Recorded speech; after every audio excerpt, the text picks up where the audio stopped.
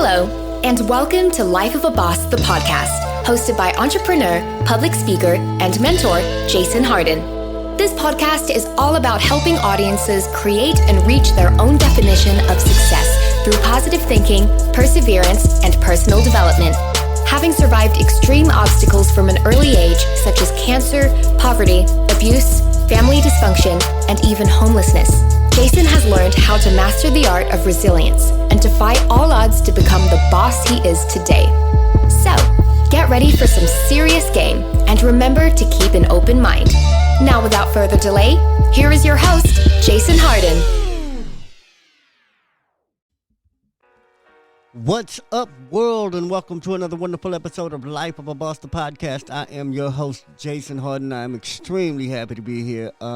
Just always grateful and appreciative of everything that's going great. It's a brand new year, still have that energy. I hope you do too. You know, whatever resolutions that you set for yourself, whatever goals that you set for yourself, whatever checkpoints that you wanted to reach this year, I hope you're sticking to them. You know, I hope that you are holding fast to what you said you want to do. You know, to get anything done, you're really going to have to sell yourself on it first. Don't try to convince anybody else you're going to lose weight, get healthy, be a better father. You have to sell yourself on it first. You have to convince you that you're going to do it. And be all in when you do it. You know, because if you're not all in on something, then anything can distract you from it. Anything can take you away from it. Anything can look shinier at the moment and eat up valuable resources like time and attention and money that you could be putting forth towards what you really want to do and be in life and how you really want to live. So this show is all about trying to make the best decisions and tapping into the different issues and situations and perspectives that may help us make good decisions or may help us understand what good decisions are. You know, because some of us, like me, I couldn't do no wrong. You know, to me, I couldn't do no wrong. I'm serious. Growing up, I thought I had all the answers. I thought, you know, whatever answers I didn't have was somebody else's fault that I didn't have them, and anything that didn't go my way was somebody else's fault. So if everything that's wrong is somebody else's fault, then everything I'm doing is perfect and right and the best I could do, and I was full of shit. Because that wasn't true. I wasn't doing my best. I wasn't making the best decisions. And that goes back to being a little kid, you know. I mean, even being a youngster, I should have made a lot of better decisions, you know. But I did the best I could with what I thought was working for me. And it took, like, I would have never got out that mindset. And that childish mindset didn't go away when I turned 18 or 21. You know, there was a long period in which I thought the world owed me something. You know, like okay, I'm on my own. I can do it by myself. I can make things happen. But I should be starting with more. I should have some help. I should be given something. Somebody should be reaching out to me. I should have some type of benefits I can get. You know, something. And I was looking for some external answers and not really trying to produce.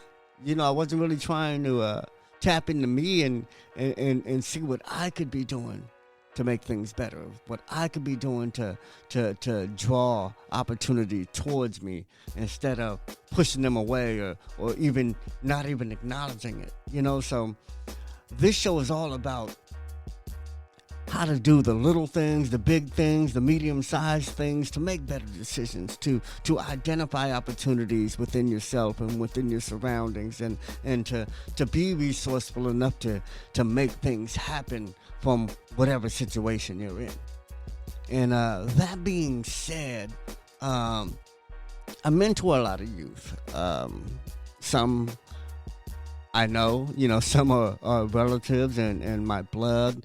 Some are just children of longtime friends, and some are children I meet and kids I meet throughout the neighborhood and throughout the experience of public speaking and being in the community and so I have a large group of young people that I really try to preach entrepreneurship to, being self-reliant, being original, creating your own definition of success and pursuing that instead of following what other people think are successful. So I get a lot of practice in trying to deliver value to young folks, and recently my nephew called me, and while he was out here on vacation, he got into the business of creating his own clothing line. He had access to everything to create one while he was here on vacation from, I believe he came from Colorado. And so, I gave him access. I gave him all the game. I gave him all the access, took him to where I get my supplies and blanks and garments from and prints and things like that. And I just showed him this is how to do it.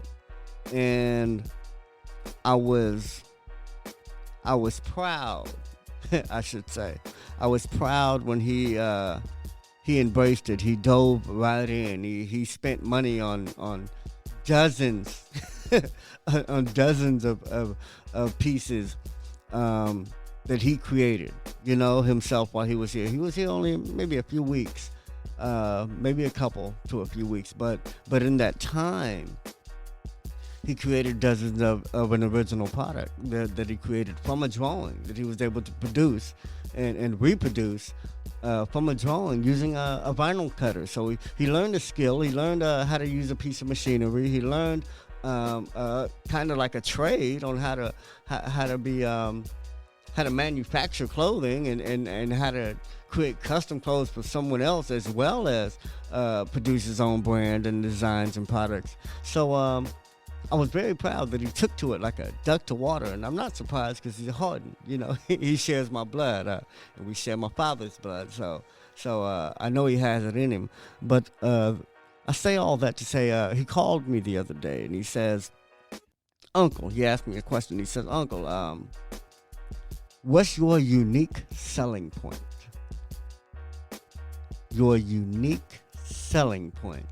And I've only been asked that question in a business class. I've never been asked that question outside of a learning setting. So it was a great opportunity for me to produce that answer because I knew it.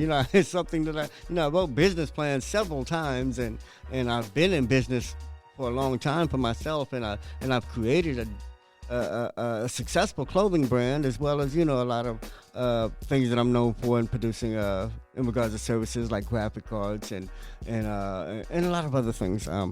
But it was great to get that question from my nephew because it's a very important question when you have a product or a service or a business of some sort, and you're trying to differentiate yourself in a saturated market. And I probably don't have to tell anyone that clothing is a very saturated market.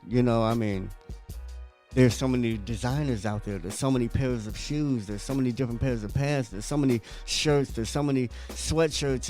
And to be honest, most of them things are almost exactly alike.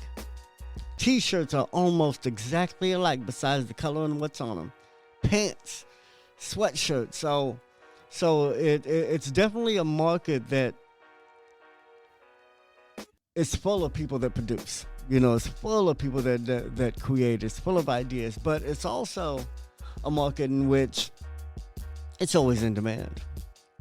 Everybody needs clothes all the time. Even more than food, you have to be wearing something. You don't have to be eating right now, but you got to be wearing something. And it just makes it a an easy business to get into because it's a demand for clothing. So that being said, there's a lot of people doing it, and thanks to COVID, I should say, a lot of people got into the business of creating their own brand through a clothing line, and that's a great thing. That's why I guess this is where having your unique selling point comes in, because personally, when you asked me that, it was something that was it was a great question, because it's something that I like. My business is the epitome of a unique selling point. I mean, even though it's t-shirts and hoodies and sweatshirts, and that's just the clothing line, or even anything I do. But the unique selling point, I told him, is, first of all, I tried to break down the clothing line. And basically I told him it's a niche. The first thing I do is I try to serve a niche. I'm not trying to be everything to everyone. So first of all, I'm not trying to be all things to all people. And I guess that brings me to the next thing I said. It's like originality, bro. Like, I'm myself. I am a unique selling point. Everything I've been through is a unique story. It's an original combination of a bunch of things that could have happened to a bunch of people and probably did, but they all happened to me. So that being my life experience, it gives me a unique perspective, and it gives me a lot to draw from in regards to pushing resilience, and that's a big part of my brand. Overcoming challenges is a big part of my brand. But I told him this. I said, what it is, it's really your cause, what you believe in. I told him the best thing to do for any business or brand is use it as a tool or a vehicle to draw attention to something you care about. Something you care, anything. It can be single mothers, it can be homelessness, it can be AIDS, it can be black people, white people, Mexicans, it can be anything. I don't know if you can do anything just for white people. I think that's just racist. I don't even know why. I think everything is just for white people. That's why you gotta make something of your own. But that's neither here nor there. The point is be original, and create your own lane. And even if it's the same product, even if you got a shirt and it's the same t-shirt that the guy next to you has, because you guys go to the same place to pick up the blank t-shirts, he just puts a different design on them. It's not that your design has to be different. That's very important too, but it's the story. What is your story? What do you believe in? What do you care about?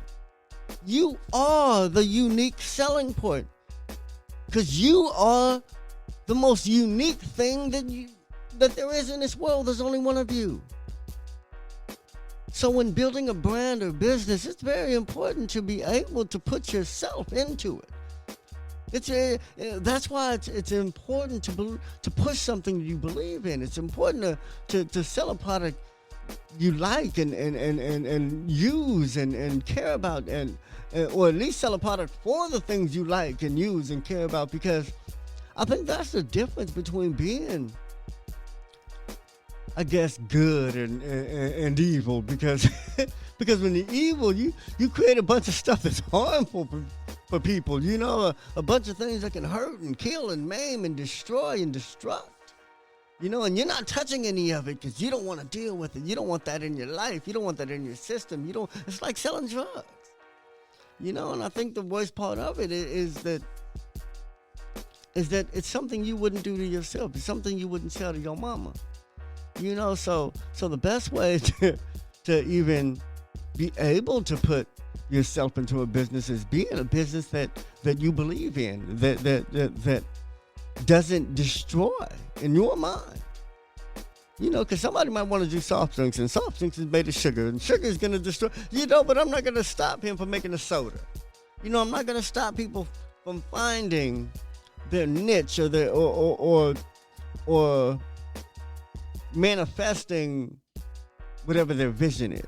They can have a candy company, they can have an alcohol company. There's things that are legal, and there's a gray line, and I'm gonna leave that up to y'all to figure out where your gray area is. But the point is that you are unique. Your story is unique. Your outlook is unique. So anything that you create is original. Anything you create, I don't care if it's the same shirt, the same hot dog, the same wrap, the same ramen bowl, the same burger, the same, you know what I'm saying? It doesn't matter. It's what is your story? What is your story? Even if you're not trying to be the face of your company, put a face on your company. Personify your brand. If your brand was a person, what would it look like? What would it act like? What would it think like? What would it care about? What would it stand for? Would it just be a robot that sells shirts, or that sells soft drinks or water, or whatever your business is? Would it just be a robot that does lawns or landscapes? Or is it something that people can connect with? Something that has a story, something that has some character, something that has something that I care about entwined with it. Something that I believe in, or even something I admire. I might not care about what you care about, but I admire that you're doing something for it. So I might help you, or I might buy, or I might support, or I might use your services, or I might refer you to someone because I just think you're doing good, even if I can't use your product. And even if I don't care what you believe in, I just care that you believe in something, that you're doing some good, and that you're helping somebody, because that's what a lot of people are and how they feel. They're too busy caught up in their own world. They just wish well to other folks, because to me, that's how I am. Like, I'm always doing enough for the folks I know, and for the things that I'm caught up in, and for the time and resources I have. I always feel like I'm doing a lot. So I know I can't do for everybody. So I'm appreciative when I see people doing for people, when I see people helping people. And that's why I try to help create bosses, because I want to create a bunch of helpers that can help people. I want to create a bunch of people that produce opportunities and change and advances in innovation and in our society. I want us to all win. But I know y'all can't. But everybody that listens to me and this show, and we can, you know what I'm saying? Like everybody can't make it. Everybody's not going to be successful. But it can be you if you want to be. So that being said, man, I hope you got something out of this, man, because there's a lot of people doing what you do.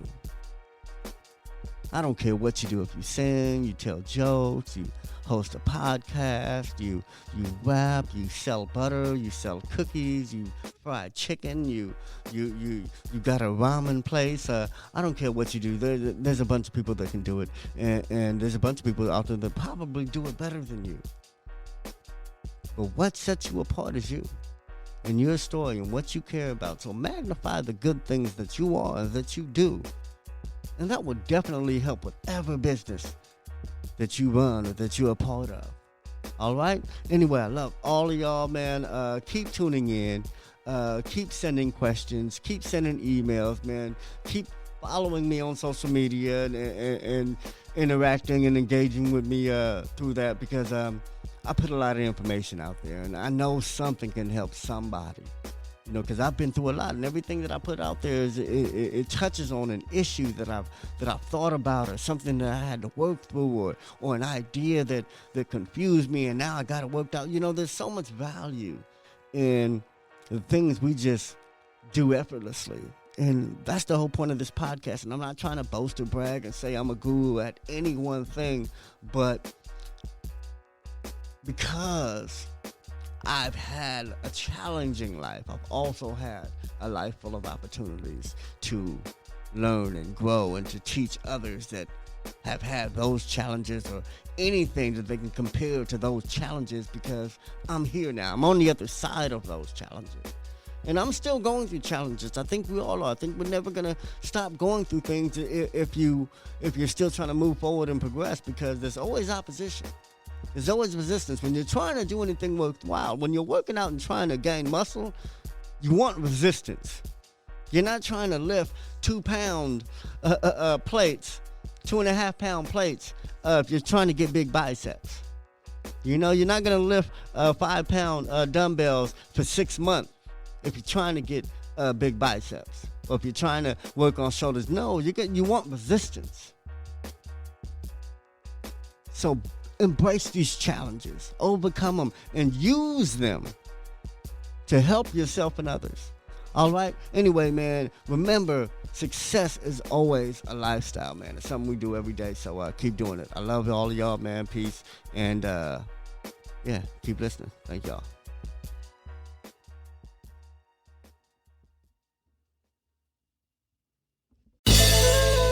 Did anything stand out to you in today's show? If so, let us know. Your questions, comments, and concerns are important to Jason, as he is determined to always deliver to you only the most impactful information and content. Until next time, please subscribe, like, comment, share, and leave a review whenever possible. You may visit lifeofaboss.net for more episodes and great resources to help you become the absolute boss that you were meant to be. You can also follow Jason on Facebook, Instagram, and Twitter at Hardin. Thank you. And to never forget that success is a lifestyle.